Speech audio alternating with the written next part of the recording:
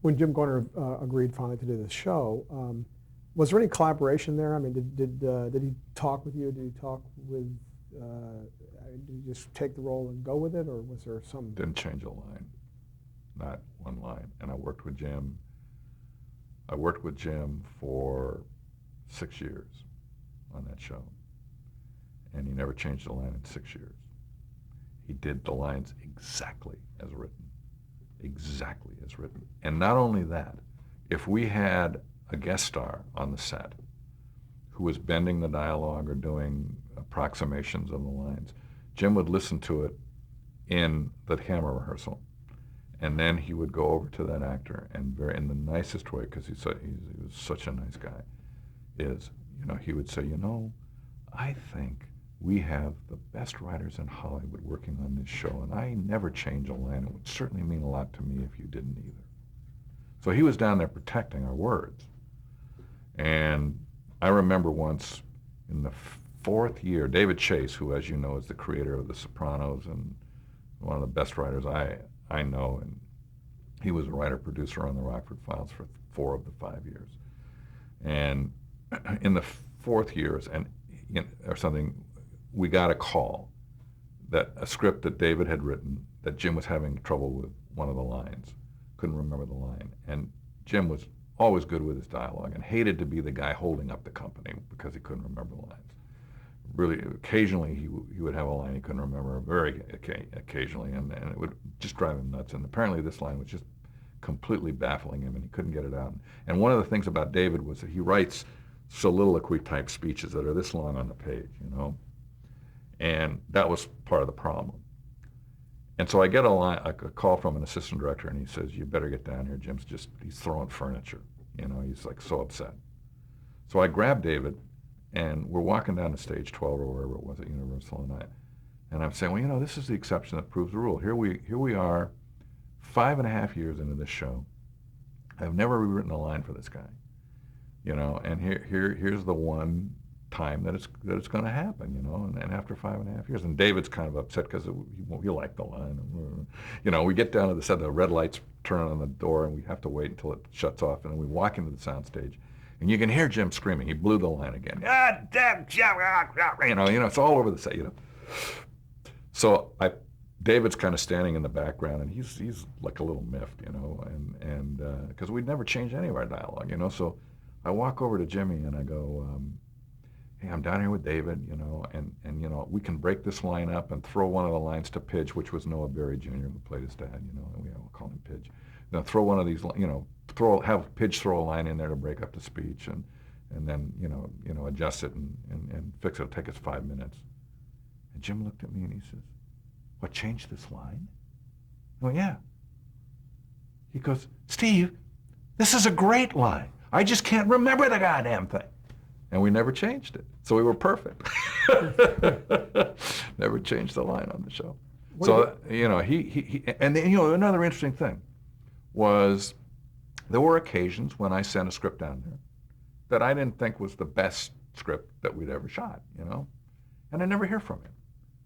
A lot of other actors I worked with over the years would call me up and go, "Hey, this isn't a very good script. I think we need to do this." Never would hear from Jim. Nothing. He'd just do it. So I sort of started to think, well, he didn't see that wasn't as good a script, And once we were at a wrap party at the end of the season, and one of those weak sister scripts came up, and Jim put a finger up like this, and he said, "Not one of your better efforts, Steve." So I said to him, "Okay, let me ask you a question. Why don't I ever hear from you if you don't like the script?" And he said, "I'll tell you exactly why." He said, "I trust you, and I trust Juanita Bartlett, our other writer-producer, and David." And he said, "I know if you send me a script that's not quite up to what we're normally used to doing, it's because it's the best you can do that week, given the pressures that are on you. And if I spin you guys all around and force you to rewrite, I'm going to turn one bad script into 4 bad scripts." And so that's the time that the acting department has to step up and really kick some ass. We got to step up and really make this stuff work. So that's when I have to really look for more motivation, for ways to make comedy where I don't see it, on the page and see if I can make this go over the, go past the audience without them seeing that this wasn't as good a story. Whoa. I mean, come on. I mean, and what a pro. What a pro. And he's right, because very often I've found that when actors have spun me around like that, and I know the script's not as good as it should be, but you know what, let's get past this one and we'll have a good one next week. You can't do 22 excellent shows. It's just not possible. Anybody who does series television will tell you that. There's always a few that aren't as good. And what you don't want to do is turn one bad one into 4 bad ones, which you can easily do by wasting time trying to fix something that's never going to be great and taking you off the one that you're writing, so now that gets short shift, and the ones the other writers are working on get short shift. So it's, but he told me at the same time, you never sent me 2 bad ones in a row in 6 years. You never did that, and I didn't. And very often it was only 1 or 2 a year that I felt weren't as good as they should have been. What do you think what's the greatest thing that Jim Garner brought to the show? Well, God, where do you start? I mean, he made all of our words sound better than they were. I mean, that's the gift that an actor can give to a writer. Made all of our words sound better. I remember once I wrote a script that was okay. It wasn't my best script. It was okay. And I go to dailies, and there was a scene in there where it was just an okay scene, And Jim had found some way to play it that was hysterically funny. And people were falling down laughing in dailies. And I'm sitting here just amazed because I didn't see that gag in there at all, when I wrote it. And at the end of dailies, people are coming up and slapping me on the back and going, "Man, good stuff today, Steve. What a script," And I'm going, "Yeah, well, of course, I mean, but it was Jim, So that was one thing, that you had this guy that just could make your words sound so good when they came out of his mouth. That's one. 2, he was a friendly person on the set every day. He cared about our crew. He cared about the other actors. I was once the first show I directed, I had a really good actress whose name I won't tell you because the story doesn't really favor her, but it was my fault, not hers. And I didn't know too much about acting. I knew what I wanted, So I was giving this actress direction, and I was just making her performance worse, and everything I told her made it worse. And she was now struggling with the part and trying to give me something and didn't know what I wanted, and I didn't have the acting language to communicate with her correctly. And I realized after 2 or 3 bad takes that I had just locked her up tighter than a drum, So I went to Jim and I said, "Jim, I have destroyed this woman's performance with my direction." I said, "Can you help me?" He said, "Yeah, I'll fix it." So he took her, we were ready to break for lunch. He took her into his trailer, had lunch with her, and ran the scene with her and came back. It was fine. It was stuff like that. I mean, and then, he was so into our crew and the people that were working with us. He cared about. We had a driver on our company called Red, big red-faced guy. That's why they call him Red. Red hair, red complexion, big chunky guy. And coming back from a location, he turned a 16-wheeler over and really badly injured himself, and had to go to the hospital. And actually never returned to the industry. He ended up out on a disability. Jim used to go by the hospital on his way home from work, or on his way in from work, to visit Red. And don't you think the crew all knew that? And, those guys would have killed for him. And this guy wasn't an important guy, he was just a driver. But it was just that personal reaching out to people, And so we had a happy set. People just loved to come to work. And I remember once I hired Tom Selleck to play a character named Lance White, who was the perfect detective. And the idea I'd written the script, the idea of the character was that everything Lance did was right, and everything Jim did turned to, to poop, and it was very funny. And I hired this incredible looking guy, Tom Selleck, It was a really wonderful actor, I thought, too. So I take him down to meet Jim, I actually was directing the episode. So I took him down to meet Jim we were on the stage the day or two before we were starting to shoot. And Jim meets Tom, and they get along fine. I get a call from Jim, and he says to me, "Geez, that's a good-looking guy." And I went, "Yeah, well, you know, he's Lance White. He's the perfect detective." He said, "Yeah, he's so handsome." He says, "You know what I'm going to do? Since he's so good-looking, I'm going the other way." He said, "I'm going to mismatch all my clothing. I'm going to, you know, I'm going to look like an unmade bed. I'm going to, you know," and it was just the right choice, just the right choice. And you know, that's like not saying I got to be the most handsome guy on the set. You know, I mean, I remember once I was sitting with him having lunch one day, and Barbara Walters had just called him one of the 3 most sexy men alive, and so I was just sanding him, you know, down something fierce at lunch. I'm going, well, you know, I'm sitting with one of the 3 sexiest men alive. I said, you know, just the overflow is going to make my, you know, and you know, he's getting really uncomfortable, and I'm just giving him more and more guff. And finally, he leans forward to me and he says, "You know something, Steve?" I said, "What?" He says, "I look at myself in the morning. I don't get it." And that's the charm of the man, you know? That's the charm of the man. I mean, everybody else looks at him and goes, "Oh, God, I'd die to look like that." You know, I mean, that's the charm of the man. And so what do I say? You know, what did he bring to the show? I mean, you know, I can't, you know, I mean, he was the whole center of the thing. And you know, yeah, we wrote him good stuff, and Juanita and David were just wonderful writers. And you know, we tried as hard as we could to make that show as good as we could, you know, but God, without him, if we'd had some other actor, it would have never been what it was. Let's talk about some of the signature things of the show. The open, the answering machine, how did that come about?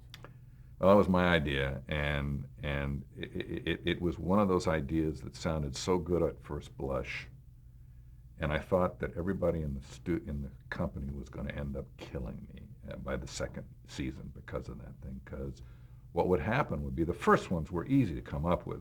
"Hey, Jim, it's the laundry. You come down here and pick this stuff up, or should I set it on fire?" You know, ha ha ha. You know, they all had to be little 3-act jokes. You know, and you write about 6 of them, and you go dry. You can think of another one. So I would then go to Juanita, and I'd say, "Juanita, you got to write the next 4 of these answering machine things." And she would say, okay. So she would like write 4 or 5 of them, and then she'd go dry. And then I go to David and say, "David, you're up. You got to do it." You know. And then pretty soon he was dry. And then they'd say, "You got to do some more." I said, "I can't." You know. And then Charles Johnson, who was our line producer, would come in and say, "I need the answering machine thing. I can't close the picture until I get it." You know. And so we'd be sitting there going, "Oh, the answering machine, God!" And finally, people are saying, "You and that goddamn answering," you know. And I was, and it went on like that for every week. It was like, "Oh no, we got to come up with another one of those." And it was like, it ended up being, I mean, they never let me forget it on the company. And then we would go to other secretaries, and secretaries would say, "Well, if I'm going to come up with the answering machine, I want writing credit." "No, just come up with the damn message." It was really funny, but hard to do. I mean, we really went dry on them, and some of them weren't very good, you know. Some of them were pretty good, you know. What about the music, Mike Post, his involvement? Well, Mike Post is like one of my oldest friends. And I got in a fight with Mike Post at Newport Beach. That's how I met him. And I actually was writing my first script. It was an episode of Takes a Thief. And my parents had a beach house down at Newport Beach, and I look out, and it was right on the water, and this guy moving all the stuff that I had just put out, my playpen for my umbrella and all our stuff on the beach, and it's Mike Post and his brother Bud. So I go out there and I said, "Hey, guys are kicked my stuff onto the pier. I had my stuff set out there." Mike goes, "We didn't touch your stuff."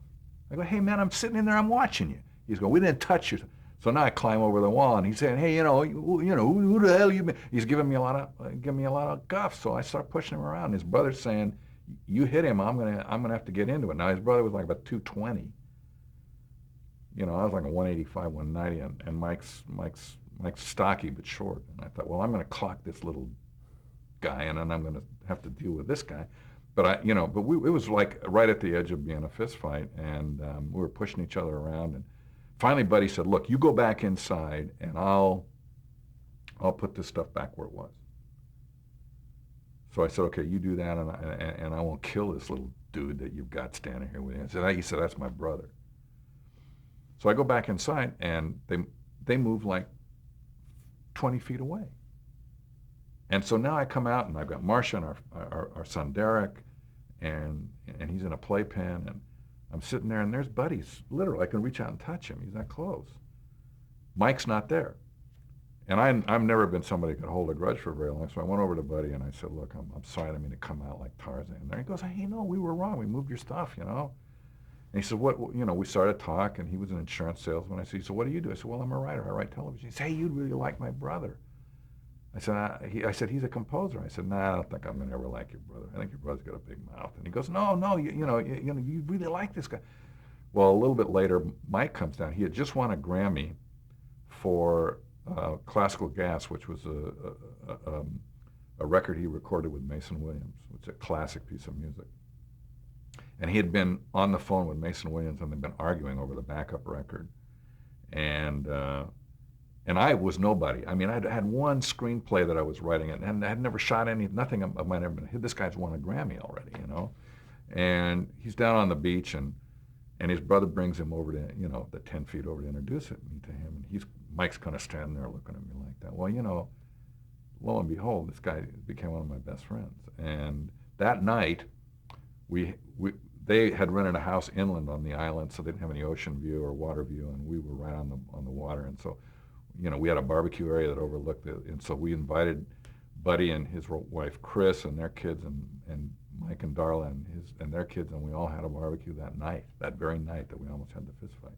And he'd been my friend ever since. So when I ended up on Toma, I said to Roy, I know a guy, because he said, I wonder who should be the guy to do Toma. And he said, I said, I know a guy.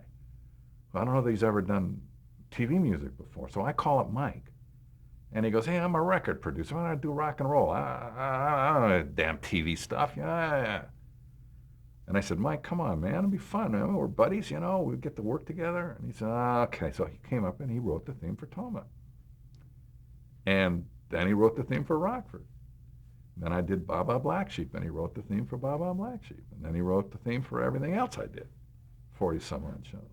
And then I introduced him to Steve Bochco, and he did all of Bochco's work. And I introduced him to Don Belisario, and he did the theme for Magnum. And I introduced him to, he ended up meeting Dick Wolf, and he did all of Dick Wolf. So he's the most prolific composer, and now he's known for his television, not for his records, although he still produces records.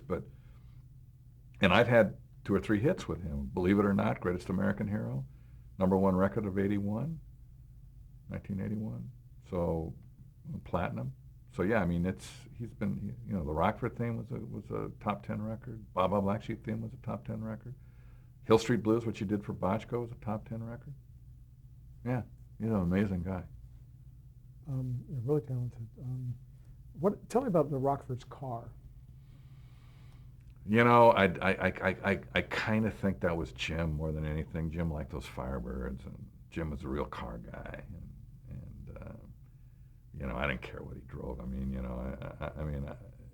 so Jim wanted that Firebird, and then I remember when we were shooting the pilot, and I was the producer of the pilot. But I don't know anything about producing really still. I'm just a kid. And well, I certainly had no experience. And I heard that Jim was driving his own stunts in that Firebird during the pilot.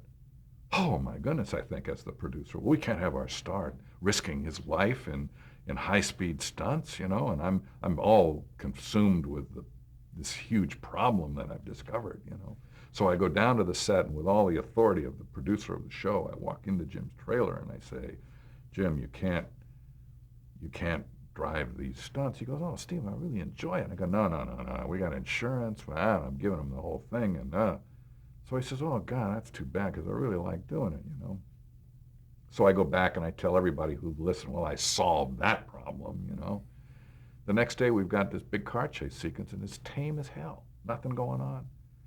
And I go, what's wrong? And I say, well, the stunt guys say, well, nobody drives this thing as well as Jim. Jim's the best stunt driver we got here on the set.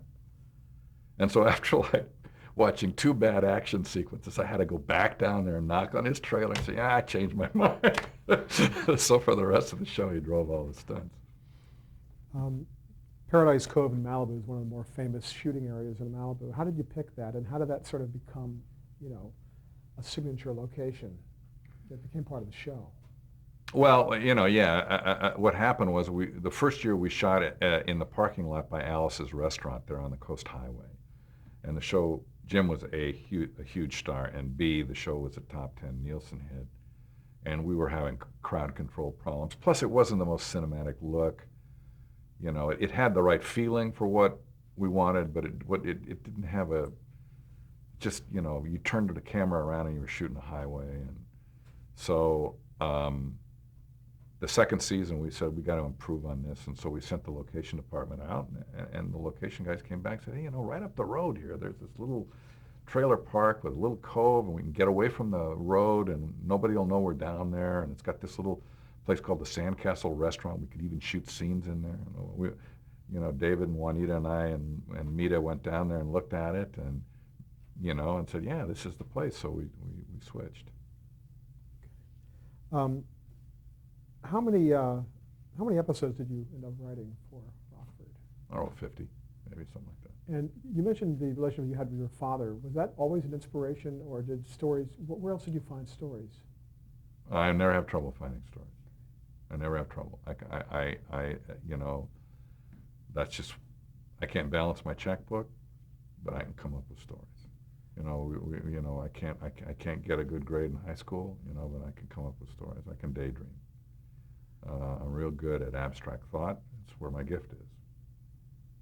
How about favorite episodes? Or is there a favorite episode? That's always a hard question. What's a favorite episode? Sometimes a favorite episode wasn't a favorite script. Sometimes a favorite, things change when you produce them and they get different. And so there are things in the script form that are favorite things that maybe didn't happen on film, and there are things that on film, and sometimes a script turns into a great movie. The script is great and the movie's great. I mean, they're all different permutations of that. I thought, there certainly, we had an episode of Rockford that I didn't write that was actually written by a writer named Gordy Dawson called The Hammer of C Block with Isaac Hayes. I thought it was an exceptional hour of television. Juanita wrote a script. I can't even remember the name of it, but it dealt with the abuses of the grand jury system. And Rockford, who refuses to talk to the grand jury, ends up being held in prison and he can't get out. And it was basically a treatise on how prosecuting attorneys can misuse the grand jury system and basically incarcerate people without any charges against them endlessly. And it was such a powerful episode that it was shown before the California Congress, and the California state laws were changed relating to grand juries. And I think that episode had something to do with it. That was an excellent episode.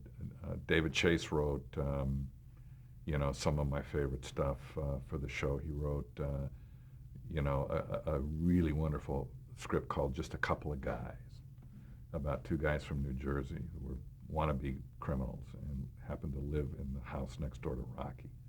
And that was a wonderful episode. So the way, I thought,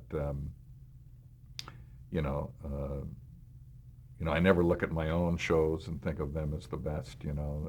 Other people might. Some people come up to me and talk about shows that I wrote and say they were their favorite ones. For me, I don't know.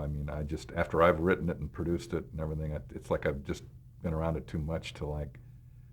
I always have better vision on other people's work, I think. And then, there were many that were wonderful. I thought the Lance Whites were kind of fun. I wrote both of those, although they were sort of change of pace episodes. What about the evolution of Rockford's character? Did that cause any need to adjust the show as it went on? Did it cause any problems? The fact that that his behavior followed maybe a certain pattern or anything like that? Well, I don't know how much he really evolved. You want to know the truth? he was such a delightful character attitudinally that he didn't need to like gain, life lessons and become a savvier guy, or, his attitudes were so much what the show was about, and they were kind of part of the guy. And, I don't know that I mean, there were certain things that we did, like, we had never let Rockford kill anybody. And I remember we came up on an episode, and I can't even remember who was going to write it, but the right solution for this episode was for Rockford to drop the hammer on this guy and kill him. And we had like an endless conversation. Mita Rosenberg, who was our executive producer on the show too, was in on that, and trying to decide, really, do we want to make that step? Because we felt it was a substantive change in the guy, and that if we allowed him to kill somebody, that we wouldn't have the same character afterwards. And in the end, we didn't let him kill anybody. But stuff like that. But it wasn't, I mean, basically, I think he was pretty much the same kind of inward-looking guy at the end of the show that he was at the beginning. When it seems like, from just talking to you, that throughout your career, there's always something you learn. You're always learning. Is there anything that this show taught you? Well, yeah, I mean, what I learned from Rockford was I was getting better at my job during that whole period of my career. I learned some important rules. I learned that attitude was more important than plot. That if you can have a wonderful plot, but if the characters have no attitude about what's going on, it's very hard to write it. And David Chase once made me, because I used to keep saying in story meetings, what are the characters' attitudes? What does this person feel about this? We got to come up with something. If we don't have it, we as the writers have to know what the attitude is. Do I hate this woman because she, and like a good example of that. Here's a great one that this is a great David Chase, Juanita Bartlett, Steve Cannell story. We were trying to come up with a story for Juanita to write. And as it turned out, Juanita had written 3 scripts in a row about prostitutes. And she came in for our story meeting that we were going to come up with her next story. And she says, I'm not writing any more hookers. I'm sorry, it's over. If you guys want to do stories about hookers, you can write stories about that. I've written my last hooker. And so we had a lot of fun with each other on that show, the writing staff. And so we sit in my office and we're trying to come up with an idea for Juanita, and I'm saying, I think we should open this episode on a bowl of soapy water, and a washcloth goes into that bowl, and it comes out, and genitals are being washed. And she says, no hookers! I'm not doing hookers! I'm through doing hookers! I won't write other, So I was having, so we were laughing and everything, and so then Juanita and I start trying to come up with something. And David's sitting over on the couch, David Chase, and he's not saying anything. And, she and I are humping around trying to come up with kick up an idea that sounds like fun to write. And finally, because David's usually very active in story meetings, and he's not saying anything. So I turn to David and I go, well, you want to help us out here? And he goes, well, I was just thinking, let's do it. Oh no! What I said to Juanita was, I said with the soapy water thing, I said, I want to do a story about a hooker with a heart of gold, which is the biggest cliche in writing. So David's now saying, let's do it. I said, what? The hooker with a heart of gold. And Juanita goes, no way! I am not going to do a hooker with. I'm not going to. No, he said, no. Listen. He says, listen. No, I'm serious. He said, her name is Rita Kapkovich. Let's stop here. We're going to change tape.